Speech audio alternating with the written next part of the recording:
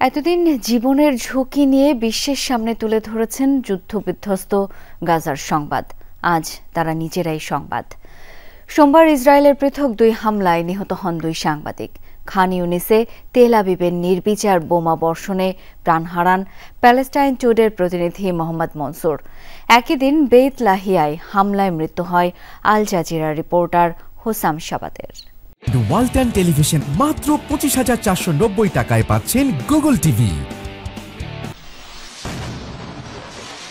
প্রতি মুহূর্তে মৃত্যু ঝুঁকি জেনেও গাজার এ প্রান্ত থেকে ও প্রান্তে ছুটে ইসরায়েলের হামলার তথ্য সংগ্রহ করছেন বহু সাংবাদিক। তাদেরই একজন প্যালেস্টাইন টুডের প্রতিনিধি মোহাম্মদ মনসুর।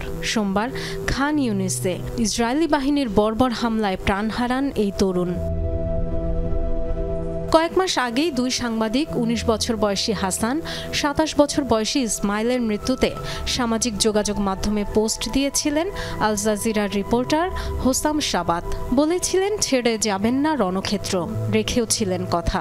গত বছর নভেম্বরে ইসরায়েলি হামলায় আহত হওয়ার পরও পিছুপা হননি গাজার গণহত্যার খবর প্রচার থেকে। ক্রমেই আল জাজিরার জনপ্রিয় সংবাদকর্মী হয়ে ওঠেন শাবাত। গাজায় যুদ্ধবিরতির সুযোগে 1 মাস আগে মায়ের সাথে দেখা হয়েছিল। আবেগঘন ভিডিও শেয়ার করেছিলেন নিজেই। এটা যে শেষ দেখা হতে পারে জানা ছিল সেটাও। যুদ্ধবিরতি ভেঙে আবার আগ্রাসী ইসরায়েল।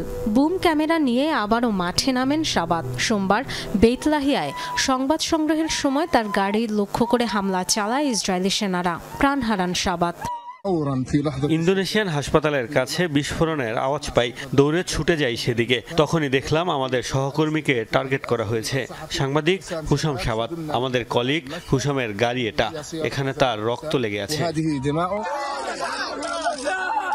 প্যালেস্টিনিয়ান জার্নালিস্ট সিন্ডিকেটের তথ্য অনুযায়ী গাজায় চলমান ইসরায়েলি আগ্রাসনে 1.5 বছরে কমপক্ষে 208 সাংবাদিকের মৃত্যু হয়েছে।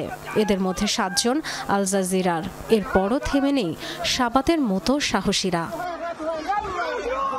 কিছুদিন আগেই মৃত্যু ভয় নিয়ে জানতে চাওয়া হয়েছিল শাবাতের কাছে। পাল্টা প্রশ্ন ছুড়েছিলেন, যতদিন গণহত্যা বোমাবর্ষণ চলছে থামা উচিত কি?